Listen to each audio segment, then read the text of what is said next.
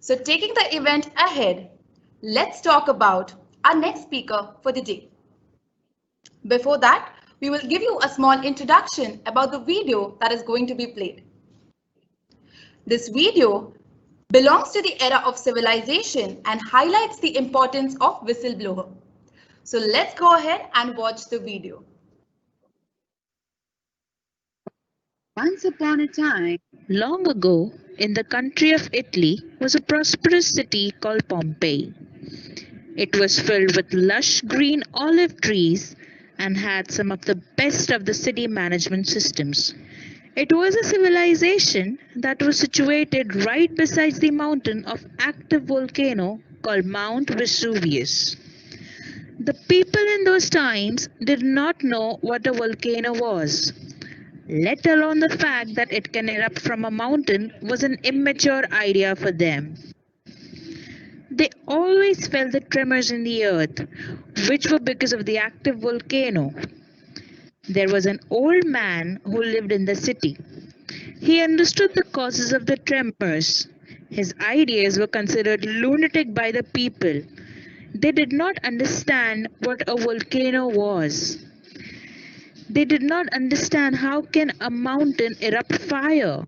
The old man who wrote about the mountain with the fire on the wall of the city of Pompeii. He wanted to warn the people about the mountain. Run! Run for your lives! He screamed at them. Seeing this, the citizens immediately notified the mayor of the city. The mayor of the city was considered a divine creature or the messenger of the god. The only explanation that this messenger gave that the gods were angry at them, and he asked for more material sacrifices from its people. Hearing this, the people would immediately give all their wealth and give it to the mayor, so that they do not face the wrath of the gods. Meanwhile, the mayor was only filled with greed. On the day of the volcanic eruption, the old man saw the sun seemed a little hazy in the sky. The day was unbelievably hot, and the ground felt hot enough to bake cakes. He knew that the city was doomed. He started warning people to leave the city. The head of the city was notified about this behavior and ordered the old man should be removed from the city. Throw stones on him and let him leave the city. The people threw stones at him till he left the city. Eventually, he and his wife headed for Rome. 2 hours later, the volcano erupted and the whole city of Pompeii burst into flames. Only the old man and his wife lived to tell the tale. I hope you all liked the video. So the next speaker we have with us today is Dr. Neil Sequeira. And talking about his journey, Dr. Neil Sequeira is an experienced Vice President, Human Resources with a demonstrated history of working in hospital and healthcare industry. He has a strong human resource professional background, skilled in management, business development, organizational development, recruiting, and training. He has worked as a director, human resources at Hinduja Hospital from 2010 to 2013. As a head HR, ISS Integrated Facility Services, Netherlands from the year 2006 to 2008, and at AGM BSE Limited from 1997 to 2005. Talking about his educational background, he studied at Indian Institute of Management, Kozhikode. He has MSc in Psychology from the University of Madras. He attended Fellowship in Management from IIS WBM Kolkata in the year 2006. He has an MBA degree from Madhya Pradesh Open University year 2005.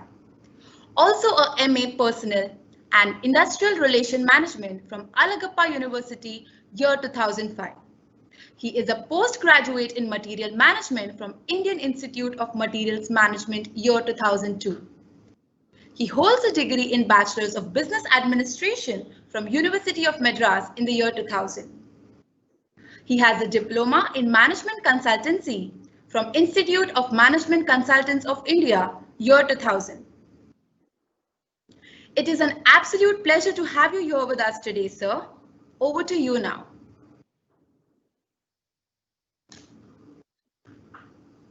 Hello, good morning. Good morning to all of you.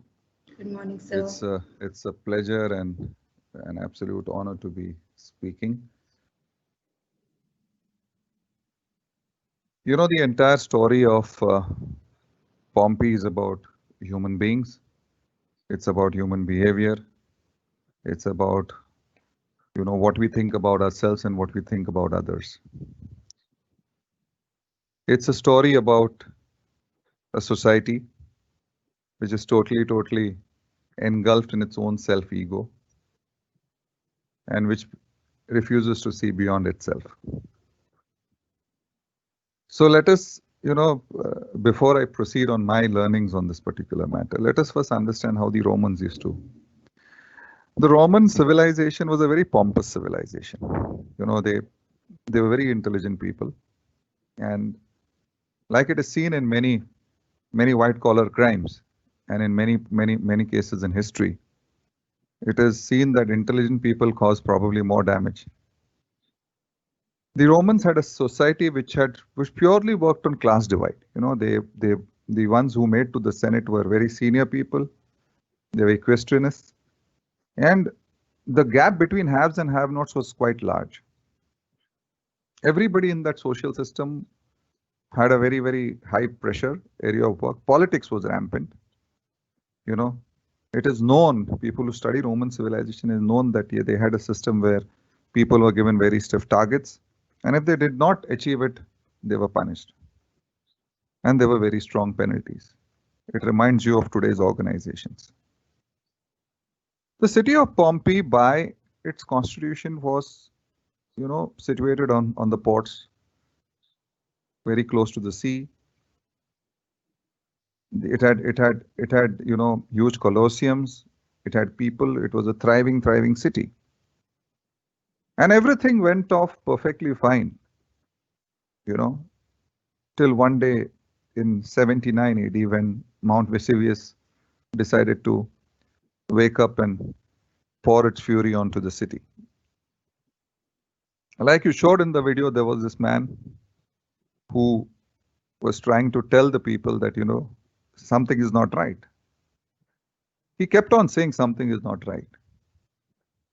Just like, if you go back and see every great scam in the history of management, whether it's Enron, whether it's Bearings, or whether it's, down home here, the Satyam scam, somebody kept on saying, something doesn't seem right. This is not normal. But the so-called, in inverted commas, learned people decided to, just brush it away. When you look at it, you sometimes wonder at hindsight, why is it that they didn't believe the old man? Or, when we apply it in today's organizations, why is it that we don't believe, the so-called whistleblowers or people who try to, say that there is something not right? The first is lack of belief. As human beings, as learned managers, many a times we just fail to believe anyone else. We just say that, no, it's not possible. That's why I always say that as managers, and most of you are management students, and as management professionals, it's very important to have an ability to doubt. An ability to doubt doesn't mean that you doubt. I just say an ability. I didn't say doubt. You should be able to actually see something way before it's coming. I'll talk of it later during my talk. Another big problem which most of managers, and this I tell you by my own personal experience, have is that all managers think that we know better. Everyone. Majority of them which I have worked with also, many of them think that, Arey, this is not possible. I mean, I think I know better about this. How can a small little clerk in the finance department actually tell me that, there is something going wrong over there? Or how can a small sales guy tell me that there is some nexus?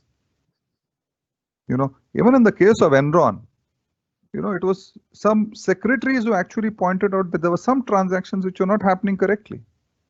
And they brought it to the notice of many people out there, but people just ignored. And of course, pure pompousness and greed, greed and success. Bill Gates says success is an extremely bad teacher. It seduces you to believe that you can't fail. And greed and pompousness and combined with, success can actually make you feel at that point where you think that you just cannot fail. And that has caused the downfall of so many organizations where, organizations have not had their ear to the ground. The ear to the ground is absolutely a very, very apt saying over here. In the case of Pompeii, we saw that people, though they felt the tremors way before, though they felt that the ground was heating up, nobody paid heed to it. And of course, if nothing works well, you blame it on God. You try to, and man has been doing this for civilizations and for centuries after centuries after centuries. I believe in God myself. Okay, please don't take me as an atheist. We believe that we can do everything wrong and pray to God and He'll save us. We believe that we can have bad practices in management and have a puja once a year and God will shower His choicest blessings on us. We believe that, we can have absolutely a bad culture in an organization, treat human beings which are created in likeness of God. Many religions believe that human beings are created in likeness of God, or many people actually make God out of human beings also. That we'll talk on some other day, on some other forum. But we treat people only badly. And we think that, by creating a nice little temple, by getting, Ganpati once in a year, we are able to absolve ourselves. And that is exactly what happened there. Rather than believing in some scientific evidence, mind you, the Romans were very rich in science. Some of the great scientists, some of the great thinkers came from the Roman society. They blamed it on God. They just said God is probably angry. And that is what, a disaster which could have not taken so many lives away. People continued. It was just another normal day for many people in Pompeii. If you actually go there doing some readings, to be very honest, when I was given the topic, that is when I started reading, though I had learned this way back in school and it was very interesting. If you see the remains of the city of Pompeii and you'll see the mummified charred bodies that are there, you will find people huddled together. You will find people, just going on their normal work. You will find animals tied to poles. And every day, every time, whenever I've read of some organization which has fallen this way, people have come to work on a particular day thinking that it's just another day and nothing will go wrong. So, as business students or as business professionals, what are the lessons that we draw from here? There are many lessons to be drawn from the story of Pompeii. The first is, just like the city of Pompeii, if you understand the geographics of Pompeii, the city of Pompeii was actually there. It was situated in an absolute disaster area itself, and people lived there all through the year, through the rumblings, hearing those rumblings, but saying that अरे क्या पता है कुछ नहीं होगा. And that is exactly how many managements do today. You do something wrong, thinking that nothing is going to happen. Secondly, are you aware on what kind of foundation that your business is based on? A foundation, when you set up your business, it could have been a great business and a great foundation at that point of time. Over a period of time, your strong foundations of value, culture, ethics, as well as business models, have those foundations become weak? Is that credo just a credo on the wall? Are your value systems, or is your mission and vision just a mission and vision which you print on the book? Second, in spite of everything that that city had, geographically, if you read, it was an extremely well planned city. Everything became irrelevant because of this disaster. Everything became irrelevant. And that is what we have seen over the last 15, 20 years, especially in business. Business is becoming absolutely irrelevant because of technology. Is your business still viable? Is it still relevant? Or is technology actually, creating something? Is your product become? Look at the typewriter. I remember when I decided to do my engineering, and the greatest thing happening at that point of time was a Sony Walkman. You had something called as a Walkman.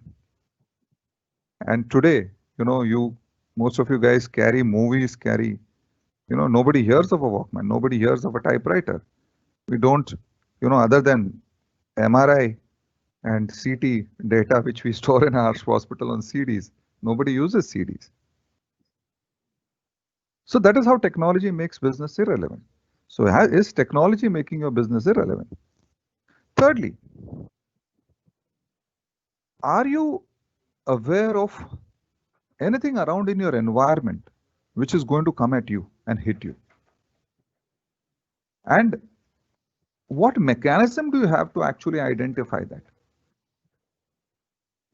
This is an HR conclave. Let me talk something on perspective of HR. As HR professionals, how well are you aware of what's happening in the organization? People are coming and telling you certain things. They're coming and telling you of an abusive co-worker in some particular department. First of all, do you have a system and mechanism where people come and tell you these things? Do people trust you with information?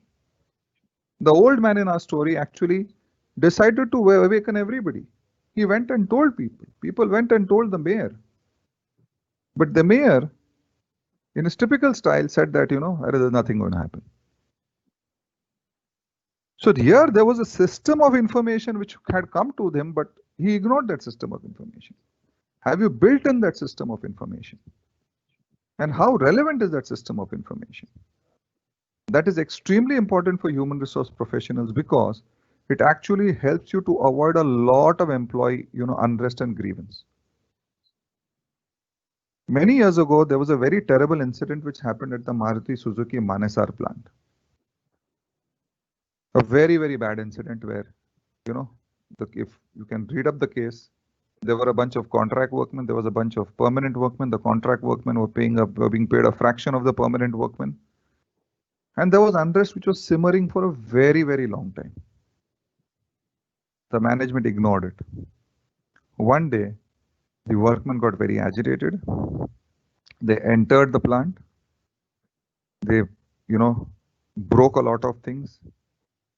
They set fire to the HR department and they burned the HR head alive. A very, very sad thing, which could have been avoided if there was a proper mechanism of paying attention not only to the information but doing something to ensure that such an incident would have not happened. So what has organizations to do, like I said? So it's very, very important for organizations today to predict changes. If you read the history of Pompeii, suddenly Vesuvius didn't get up one day in the morning and say, today I'm going to destroy Pompeii. It was simmering for years. People didn't pay heed. Similarly, businesses don't pay heed. Very, very rarely you find that one day you get up in the morning and you find you're not in the business. Many businesses actually slowly decay because they're not paying heed to changes that are there around them. So it's very, very important to assess slow changing trends. There are many marketing students also listening in, and that's very important. Marketing gets so much of data, retail also, so much of data. Why is the focus on this data? Because this data can actually tell you what are the trends. What are the products that are selling? What are the products that are waning? Which of your products is in which part of the product life cycle? For a product which is slowly dying or which is stagnating, how can you resurrect that particular product? And when you see great case studies of companies like Johnson & Johnson or Reckitt Beckinsale or any other products like, specific products to talk about of Johnson's Baby Soap or Johnson's Baby Oil. How have they been able to actually stay in the market? And how have they been able to stay relevant? Because they're able to identify slow moving trends of changes in consumer behavior. The consumer, when you look at him over a period of 10 years, has changed a lot. But when you look at him over a period of month on month or year on year, there are slow shifts. Very, very slow shifts in terms of choice. Let me give you a very, very easy example. Look at your dressing and look at the fashion industry. Each and every one of you is listening to, just go back and think what you were wearing 5 years ago. You laugh at yourself and say, I must be looking like an idiot. What has happened? Nothing has happened. The trends have changed over a period of time. If you look at the movies in the 70s, you will see that the fashion trends have changed so much over a period of time. So it's very important for you to track small changes in business. A very another important thing, in case of an eventuality, in case of a disaster, how are you actually going to face it? I'll give you an example more from my industry. Some years ago, a hospital in Calcutta caught fire and patients in the ICU were burnt. It was realized that the hospital had all fire exits, etc. What had happened is that there were huge boxes kept on the fire exits some days ago. Why? Because there was no place in the stores. And why? Because they thought that a fire will never happen, which led to the loss of lives. So in case of there is any such eventuality, how are you going to actually manage your risk? How are you going to actually ensure that your loss is going to be minimal? Businesses will always have losses. If you see, General Motors, if you see Ford, you'll see they have all had waning and waxing periods. Businesses go through ups and downs. We are going through one serious crisis in business today, because of the COVID crisis. How are you actually going to manage your particular risk? And this will come if you build in very strong risk processes in place. Many people from Pompeii were able to actually, get when the Vesuvius actually started rumbling very high, they actually left everything and they ran away and they were able to save themselves. But people who held on, people who believed that, nothing is going to happen. So sometimes, your persistence works against you. Your persistence you should have a persistence with a lot of pragmatism. Otherwise, persistence works against you. So there were many people who were persistent. No, nothing is going to happen. And what happened to them? They were charged to death.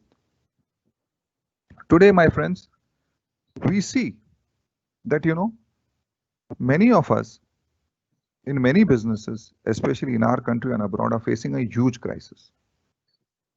And this has happened because a very, very situation, very much like what has happened. A year ago at this point of time, every one of us was living in a totally different world. Every one of us were like the Romans. Look at human beings. We had actually thought that, our ability to differentiate between what we want and what we needed was not existent at all. We were living in the world of brands. We probably still do. For us, life was going out on a weekend, having a drink, partying, and, meeting friends, etc., etc. And one day something erupted. And see how it has changed us. It has brought us absolutely to the base of the pyramid. Many people today are fighting for their lives. COVID has become such a dreaded word. I work in a hospital, so I know that. Many people have not gone out of their houses.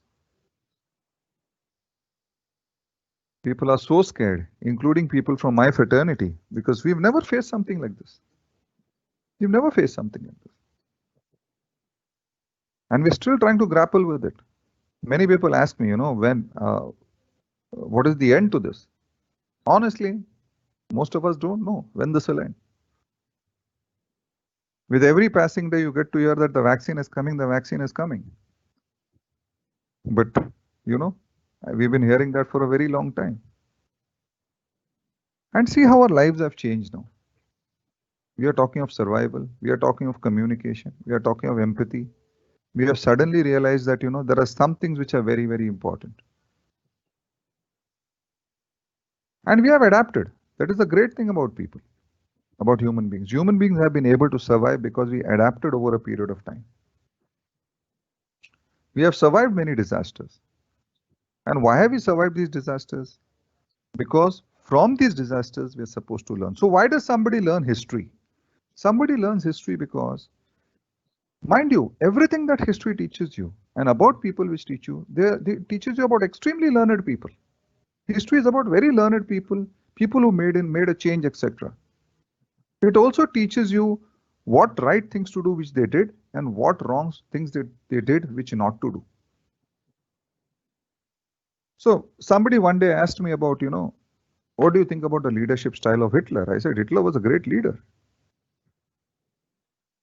Imagine a man to actually resurrect a country which was totally devastated by World War I and build an army like that and to capture nearly half the world. But an ethos, a logic, which is very, very deviant. So history, whether it is Mandela, whether it is Hitler, whether it is Alexander the Great, or whether it is the story of great Roman emperors, Julius Caesar and others, or what we learned about Pompey today, tells you about what mistakes people did. And why is it telling you? So that we learn from these mistakes. The story of Pompey actually tells us that one, as cities, as nations, as organizations, we are constantly on a ground which is shaky. Maybe we know it and we don't pay attention, or maybe we don't know it at all. But that doesn't change the ground reality, that it is shaky. It tells us that someday some forces are going to be thrown upon at us. Just like molten lava, pumice, rocks were rained from Vesuvius. Whether we are going to be there or whether we are going to exit at that point of time depends upon the decisions we take, depends upon the information we heed to. The story of Pompey also tells us that it may be too late. T-O-O-O-O-O-O, late, to change after a particular point of time. It may be too late for you to change your business model. It may be too late to change your business ethics. It may be too late to change your value system. It may be too late as an individual for you to change beyond a particular point of time. Many a times, we get patients here who are complaining of cough and still continue to smoke. They eat gutka, they're having some lesions in their mouth, they still continue to do that. We tell them to stop, And you know the end result of that. The body gives them all kinds of warning signs, but they don't pay attention. The story of Pompey also tells us about individuals who are very common by conspicuity, who are very ordinary, but who can actually give you the right information and who can make a big amount of difference. And if you see great leaders across the world, or great scientists like Einstein, they are very common, ordinary people. But their focus, their determination actually helped them to change the course of history. The story of Pompey also tells us that whatever opulence, whatever money, whatever fame that you have, the times are so uncertain that it may all be gone. And it may be too late for you. So live a life which is fullest. Enjoy it at its best. Be happy. Help others. I personally really enjoyed the story. It taught me a couple of things. It taught me that in a system where the Romans were, So, the Romans had probably an amazing managerial system. They had a great senate. They talked about democracy and everything. When I read about the Romans, it told me everything that today's organization has. A very strong structure, great ethos, very powerful people, great thinkers, great visionaries, and large amount of politics. And to think of a fact that all these people, in spite of everything, didn't see this coming is really surprising. And it reminds me of so many such organizations today. If you pick up the Economic Times and you read through, and you see, the multi-million-dollar losses. These losses they didn't happen in a day. It is that these organizations didn't see it coming. As an individual, as a single human being, the greatest lesson that we learn is that nature, when nature decides to go against mankind, it's very difficult to survive. And see what man is doing to nature today.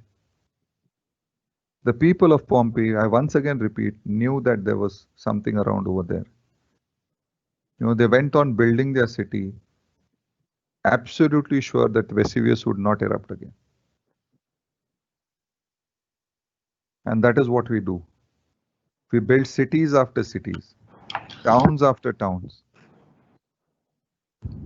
damaging nature, cutting trees, cutting trees, Okay. concretization of all the particular roads, and ultimately, you know what happens when it rains, right? Most of us saw that in a couple of days ago. So it's time that human beings actually paid attention to nature and learn to live in harmony with nature. Because when nature turns against man, man will not survive. Thank you very much. Dr. Neel, thank you so much for covering, this wonderful story in such an interesting format. I think the takeaways from this story are going to be real HR lessons for the students. From what I could gather, for me, I think, pre-warning signals have to be captured at the right time. I think to me that is one of the important things, takeaways. And the second thing is that mistrust and greed, these are two things which, if noticed at the right time, can possibly get handled. That's the second thing that I was able to take away. And the third and the most important that you have talked about is crisis management.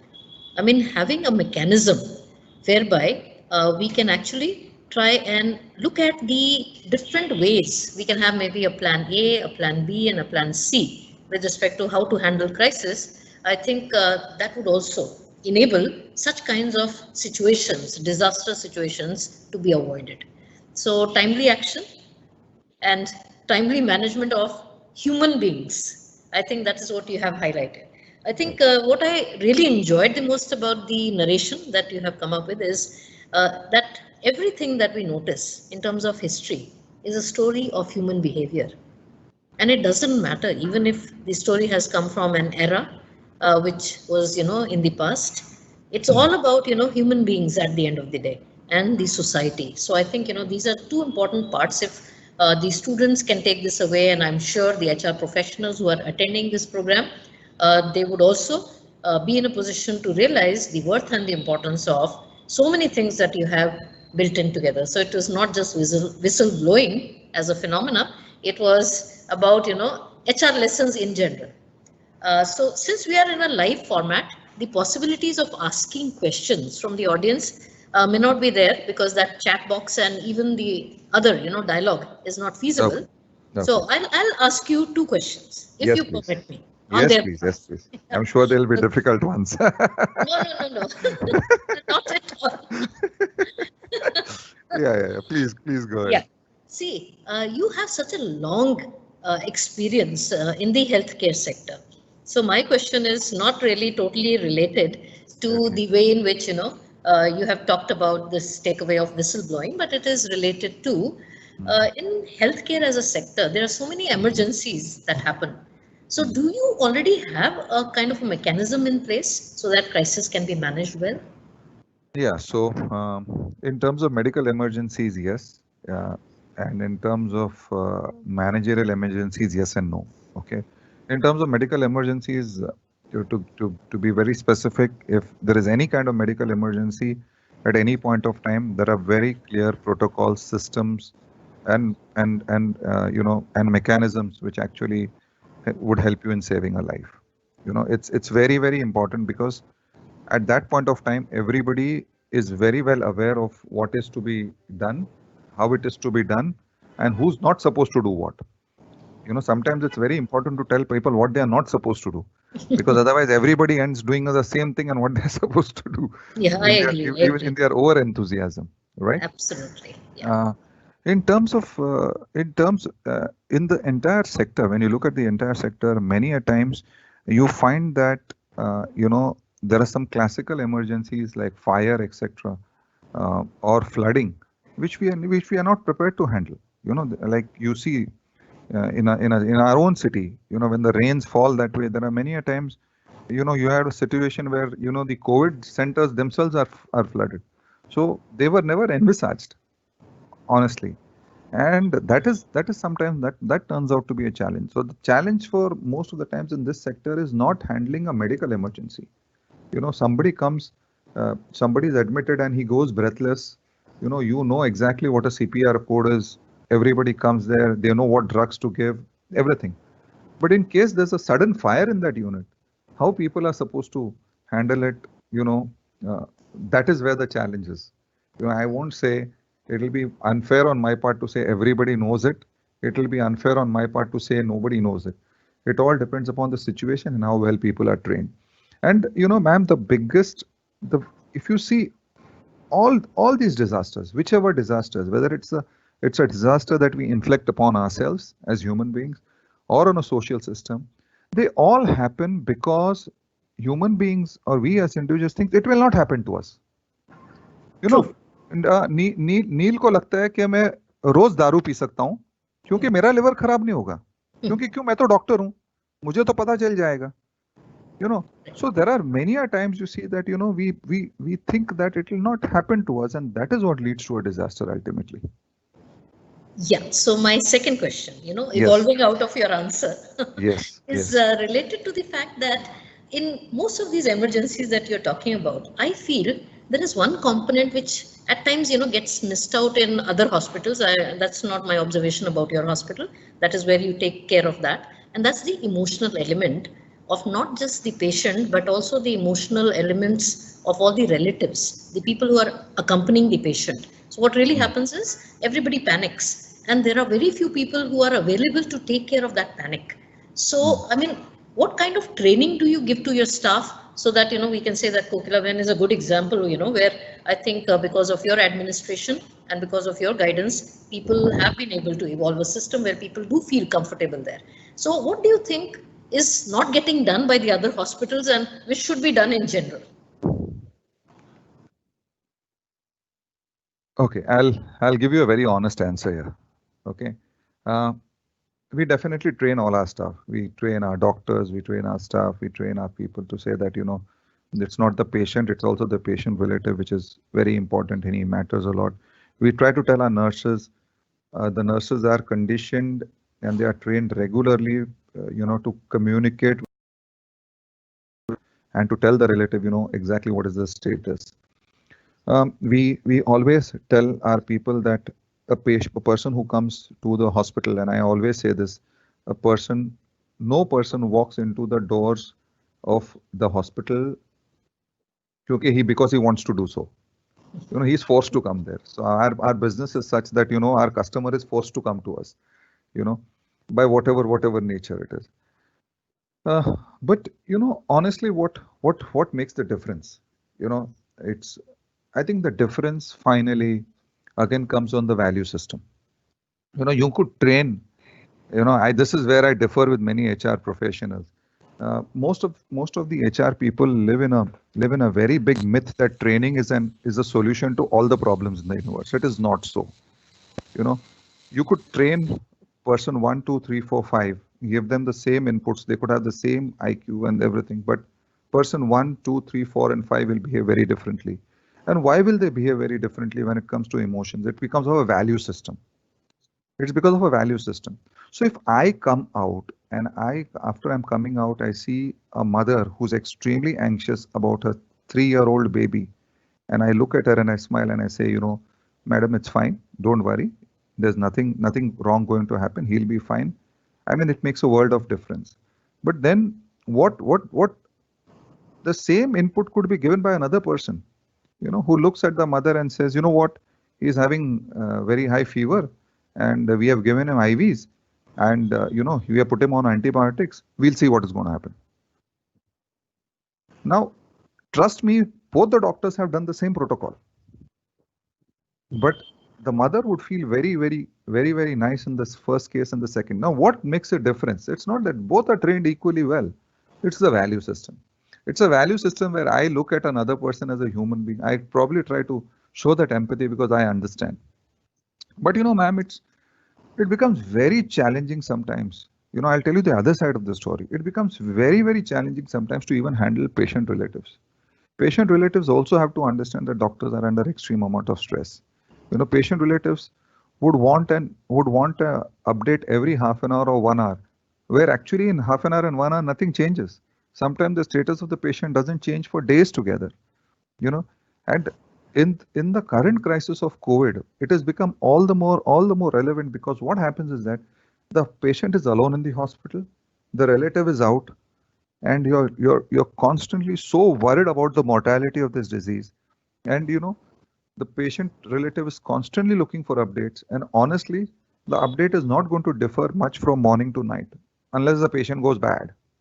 You know, and patients actually many a times the complaint that patient relatives have is doctor is not giving us a clear answer. The fact is the doctor is not giving a clear answer because the doctor himself is not aware in which direction the patient will go.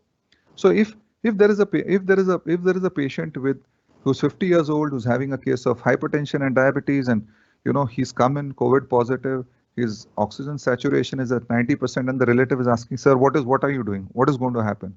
The doctor does not know. The doctor does not know whether the 90 will be 92 or whether that 90 will get 85 the next day. So those are some of the issues that the other side of the table has. Yeah, I quite agree with you, Dr. Neil. In fact, I'm so happy that you have brought in the fact that the other side also has to be equally compassionate and empathetic towards realizing what to expect from the giver. See, the service provider or the giver has to be understood clearly on both the sides. Before I go on, I would like to take this opportunity to welcome our trustee, Sri Ashish Mishra ji, who is also there on the screen. Welcome, sir, to the HR Conclave. Sir, we are having a conversation, a dialogue before we thank Dr. Neil because he has been talking to all of us for the last 40 plus minutes. And we have understood so many unique lessons out of his deliberations. So thank you so much, Dr. Neil. Since you're talking about COVID-19, I'm a little tempted to ask my third question. Please ask. Please ask. Okay. So my third question is related to, you know, this human value system that you were talking about. You know, when we look at human values, as you said, training is given to almost everybody as a standardized, you know, training program. Right. But what makes the difference in terms of the dealing of one person as compared to the other is the value system that you have, right? So what do you think should be the focus while you are training HR professionals for the future in terms of value system, and how can that be brought in? You know, I want to ask everybody here, including, you know, you, why do you love your mother? It's a very simple kind of a question. Why do you love your mother? You know, your mother probably didn't go to B school. Your mother probably was never given any particular formal training. But your mother showed sensibility and sensitivity. Yeah. And I think that these two things are required for every human being. You know, I don't know why we talk about, you know, when it comes to training or when it comes to handling people, why is it only the HR people? I mean, we people in HR know that most of the issues are because of the line managers out there. We know that, most of the issues in motivating sales staff is not because of HR is not training them. It's because probably the sales head is a very bad guy, right? I think the value system comes both in being sensible and in being sensitive, and that's where all our mothers get the Nobel Prize for it, because she knows you exactly when to pull you up. And ma'am, you are a mother yourself. I know that. You know exactly when to pull your boy up. You know exactly when to pat his back. You know exactly when things are wrong. I mean, he may not come and tell you that. Or, my mother, my mother would know something is happening wrong in my office. I mean, just by looking at me. And that was the sensitivity, She knew also exactly when to tell me to stop drinking, even at parties. That watchful eye. So you talk about the whistleblower. I mean, you should know, mothers know exactly whom their boys or their girls are hanging out with. And that is the same thing which should be applicable for us as leaders in the organization. We should know exactly what's happening out there. And these two qualities are the most important qualities that every human being should have, madam. Sensitivity towards another human being and sensitivity. We HR people as well as high-ranking managers sometimes have to do very tough jobs. You have to sack people. It's inevitable. It's inevitable. It's a bad part of our job, but it's inevitable. A doctor has to break the death news to the relative. It's a bad part of every doctor's job to come out and tell the relative, you know what, your son has passed away, your daughter has passed away, your father has passed away. But it is how he does that which makes all the difference. So we sometimes get such feedbacks that, we know doctor did so and so for our father. And, we are very thankful for him. Though he passed away, he tried to minimize the pain, etc. So sensibility and sensitivity. These are the two things which actually change the entire scenario of people around you. If you are sensitive and sensible, you become a great leader, you become a great boss, you become a great mother, you become a great son. Perfect. I mean, I don't think I would have said it differently. The only other third S, we are so much used to coming up with acronyms. I would just say selflessness. I think since you asked that question, I mean, why do I love my mother? I mean, one of the basic reasons is because she never thought about what she would be getting back in return for whatever she did for me. So I think that is another thing. And we are extremely thankful on behalf of Aditya Institute of Management Studies and Research to have you here this morning and enlighten all the corporate guests that we have, the faculty members, the students. We are going to make this reach you, of course, physically, but I thought I must, show that this is a small token of appreciation, sir, from our end. You have been our guest of honor, and I mean, I'm extremely proud to say that Dr. Neel Sequeira has started the day on such a nice and a wonderful note that we are going to look forward to that energy in the remaining sessions. Thank you so much. Thank you. Thank you so much. Thank you so much. Thank you. Thank you. Thank you very much.